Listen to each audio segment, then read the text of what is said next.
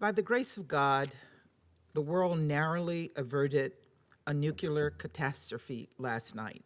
Chilling words during an emergency meeting of the UN Security Council Friday after Russia's attack and seizure in Ukraine of Europe's biggest nuclear power plant. The attack, captured on a surveillance camera, reflected a dangerous new escalation in Russia's invasion, said U.S. Ambassador to the United Nations Linda Thomas-Greenfield.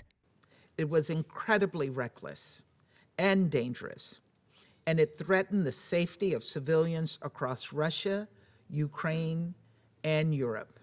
Many of the Security Council's envoys warned against a repeat of the 1986 Chernobyl disaster. They said the recent attack was against international humanitarian law and urged Moscow to refrain from any military operations targeting the nuclear facilities. A blaze broke out in a training building at the power plant as shells hit the area overnight, triggering alarm around the world.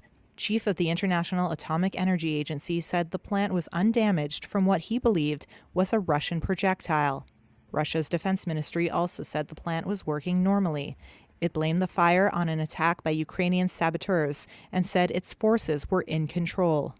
But Ukraine's ambassador to the UN said Russia was lying and warned that thousands of people living nearby would be endangered if operations there are disturbed. If at any point the cooling process is disturbed, this could cause radioactive damage across large territories and have irreparable consequences for the environment of the entire continent. While Western countries have vowed to defend NATO allies but not send troops to fight in Ukraine, the former National Security Council's top Ukraine expert, retired Lieutenant Colonel Alexander Vindman, on Friday said Russia's latest move could tilt the scales. This is going to grind, and we're going to have these unforeseen situations like Russian forces attacking the largest nuclear power plant in Europe, potentially creating a nuclear disaster.